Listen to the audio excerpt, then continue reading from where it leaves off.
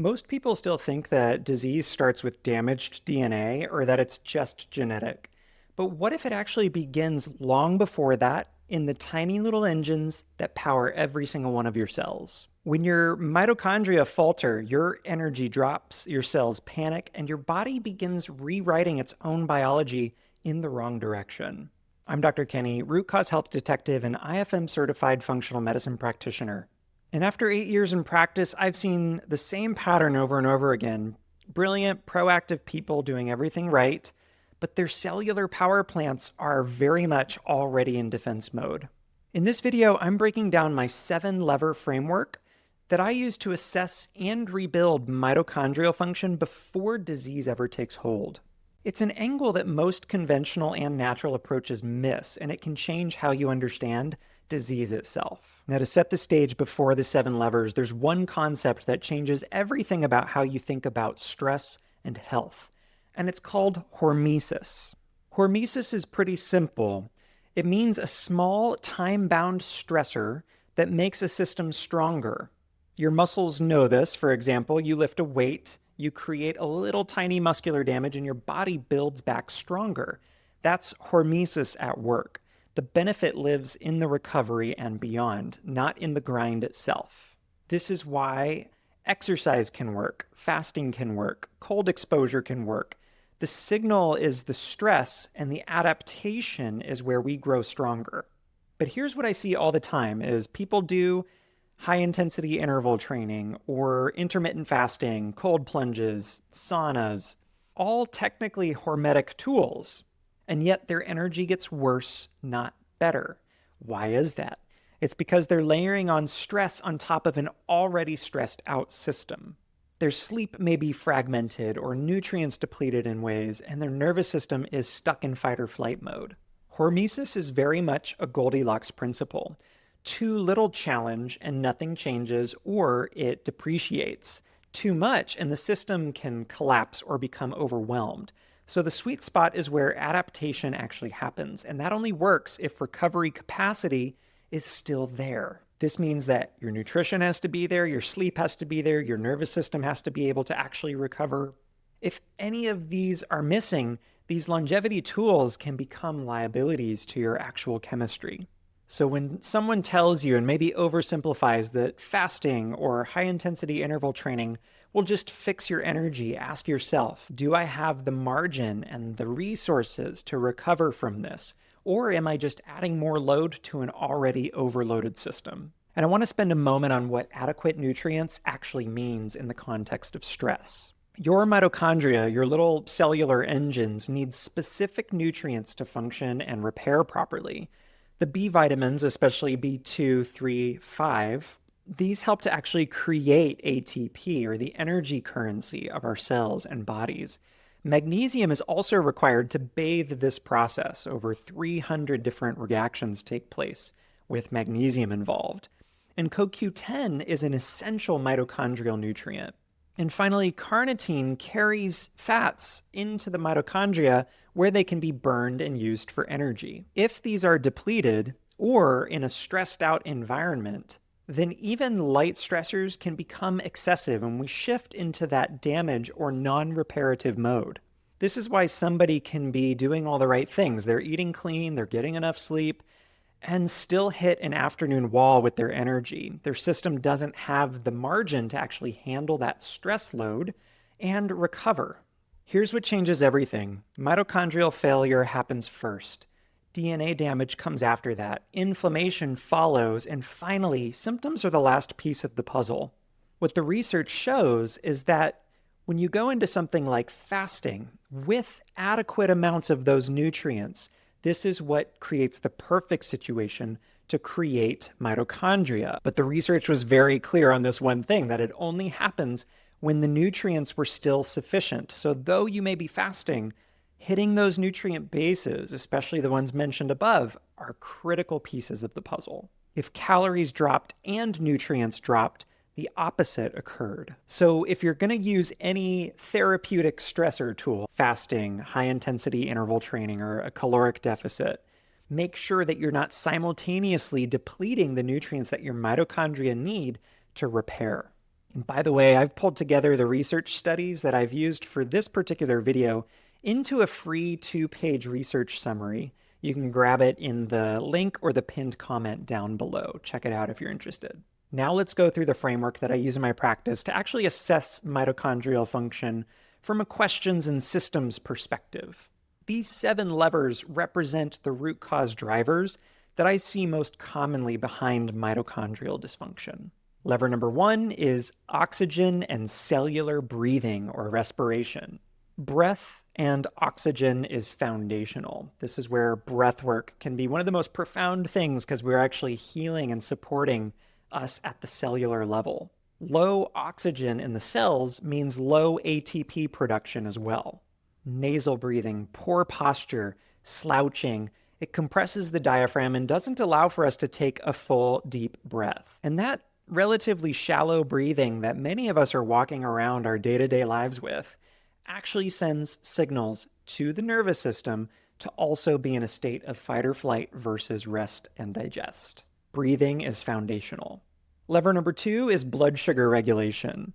This one's critical because glucose spikes and crashes create extra stress inside the mitochondria. I think of the scene in Matilda where the kid is forced to eat this entire cake. And that's what's going on at the mitochondrial level. When your blood sugar is more sustained, achieved through balancing your protein, your fat, and your complex carb and fiber intake, as well as spacing meals appropriately, that's protective because it allows for fats to be used as fuel inside of the mitochondria, not just this carb or sugar overload. Lever number 3 is the nutrient cofactors, and we've talked about this. This is the B vitamins, the magnesium, CoQ10, and carnitine. These literally drive what creates your ATP and energy production. So diet quality really matters here, food diversity, and considering the state of the standard American diet, sometimes targeted supplementation really goes a long way. Not 47 different supplements, but filling the gaps strategically and oftentimes based on data. Lever number 4 is complex, but this is mitochondrial toxins. Alcohol, mold toxins, certain medications, heavy metals, each of these disrupt some of the enzymes in the mitochondria that are responsible for creating energy. They're essentially poisoning the machinery that allows for us to live. Mold and mycotoxins and their effects on mitochondria play a huge role, and that's what I see very commonly in the states that I practice, Texas, California, and Florida. So you could be doing everything right, but the machinery is jammed that actually creates our energy. Lever number 5 is inflammation and immune load. Chronic infection or situations like autoimmunity shift energy away from repair and toward defense. Your mitochondria are essentially being hijacked to fuel the immune response and the energy that it requires rather than being used for survival and repair and recovery. Lever number 6 is about the Goldilocks principle, hormetic stress and recovery balance. The key word here is dosing. A little is beneficial, incremental is beneficial. A lot or too much too quickly is harmful. That's why there's no one-size-fits-all when it comes to things like exercise or diet, nutrition, and fasting. The dose depends entirely on your systems and your recovery capacity. And lever number 7 is the gut and microbiome connection to mitochondrial function. Endotoxin is a toxin that's produced by some bacteria in our gut, especially the species that overgrow in inflammatory situations. Increased endotoxin has also been linked to mitochondrial dysfunction. And this goes back to liver function, gallbladder function. They help to detoxify these chemicals. If your liver and gallbladder detox capacity are not there, they can actually cause recirculation of these toxins like endotoxins to accumulate in your tissues and affect the mitochondria. So we can call this the gut-mitochondrial connection, if you will. Gut health often reignites energy faster, focusing on gut repair, because not only are we worried about that endotoxin balance, but also adequate nutrient absorption helps to reignite energy faster than almost anything else because you're removing the constant mitochondrial stressors from multiple angles. And the big thing is these 7 layers, they don't exist in isolation. They are deeply interconnected like all of our systems. They're part of all three work together, and when I'm assessing somebody in practice, I'm asking all of these 7 questions at once. We do a deep dive, and then, and only then, do I know which lever to pull first. We can do a lot of that with questioning or advanced functional labs. Now let's spend a moment specifically about intermittent fasting, because I know there's a big trend going around right now. This is where a lot of confusion happens. Research in 2019 shows that intermittent fasting does enhance mitochondrial efficiency, and you can translate that to fat burning as well. It triggers a process known as autophagy, which is basically a cellular cleanup where mitochondria recycle their damaged parts, and they essentially build stronger ones, more efficient ones. This reduces oxidative stress on the body as well, which is like cellular aging. But the nuance here is that this only happens if your system has the recovery potential to handle the stress of intermittent fasting itself. Fasting is a hormetic stressor, or a stressor at large, so your body can sense the absence of food and it activates certain adaptation mechanisms that are meant to be beneficial. But if your nervous system is already in that fight or flight, overactivated state, and your nutrients are depleted, fasting is not as much of a benefit. It's just another stressor stacked on top of a stressed system. So what this means is that intermittent fasting can be pivotal and powerful for mitochondrial repair. But you also need to work toward the right to fast, if you will, having those adequate materials and supplies, working on the nervous system regulation, know your overall metabolic state and status as well. For many people with a long history of stress or poor blood sugar balance, the first intervention really isn't fasting unless it's highly supervised. It's repletion, it's nourishment. Now, all of this sounds nice and theoretical right now, but how do we stop guessing around mitochondrial roadblocks? One of the tools that's my favorite to go to is what's called organic acids testing, or the OAT. This basically measures the products of these chemical reactions that take place inside of your mitochondria, and we can find those byproducts in the urine. So if we see high or low numbers, we can deduce that those chemical reactions either have roadblocks or not enough supplies to drive through the processes.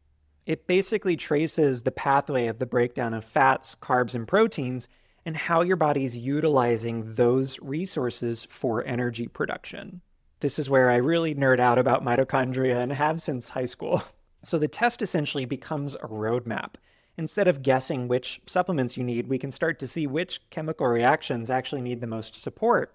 And it also looks at toxin overload and other situations too at the mitochondrial level. And when you combine something like the OAT test, where we're looking at mitochondrial function, with other tests, such as a 6-point cortisol test, where we can get insight into your immune balance and your stress resilience, or a gut health test that gives us insight into the gut-mitochondria connection we talked about earlier, this is where we're getting multiple perspectives and can put together the full piece of your health puzzle.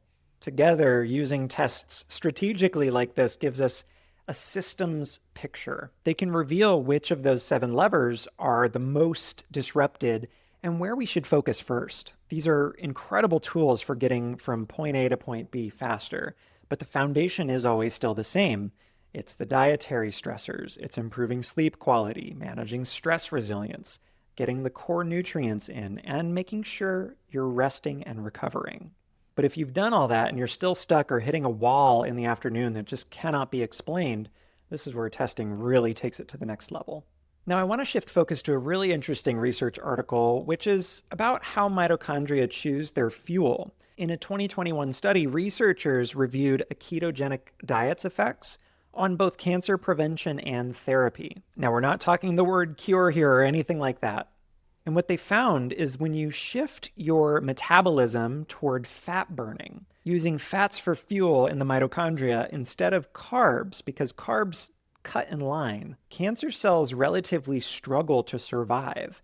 And this is because cancer cells preferentially use glucose. They are metabolic specialists for draining energy, and one of the quickest forms is sugar. So when you remove their fuel, they can't adapt as fast or as quickly as normal cells. So that metabolic shift helps to create an environment that is less conducive to cancer. Now, this doesn't mean that everyone should be ketogenic. It's more about your mitochondria being more flexible than cancer cells. They can switch between fuel sources when they're given the right inputs in balance. If you're stuck only burning sugar, you're not using that flexibility potential. And so a ketogenic approach or lower carbs in general can teach your mitochondria to efficiently burn fat for fuel. And of course, work with a practitioner if you're looking at something like intermittent fasting or ketogenic diets around cancer support as a complementary approach. And if you're loving this exploration so far, go ahead and subscribe. I produce regular videos that help you get to the root cause of some of the most common things that are overlooked in health and healing. So the big themes here are that health is not built in extremes. It really is built in the daily cumulative steps over time. Stress, recover, adapt. Those are what allow for us to increase our resilience at a chemical level. Every single one of the 7 levers only work if that cycle is still intact. We are deeply interconnected beings. We are complex, but understandable once we can start to look for those patterns or those clues. A good starting place is to just pick one of the levers we spoke about today. Where do you feel your biggest roadblock is? Maybe pick oxygen and focus on deep diaphragmatic breathing for about 2 weeks and see if you notice a difference. Or perhaps it's around sugar cravings and blood sugar regulation, which can be foundational for those peaks and valleys of energy that we feel throughout the day. If you've ever tried these longevity practices or these biohacks, for instance, and you feel worse, that's information and that's important feedback. Dial it back. Build in your recovery and rest first. We have to be so deliberate with that in today's day and age. Now, the most overlooked mitochondrial poisons are likely mycotoxins or toxins from mold. And in this next video, I break down exactly how mycotoxins hijack your mitochondria and how you can support them when mold is involved. I'm Dr. Kenny, Root Cause Health Detective. Thank you for watching, and I'll see you in the next video.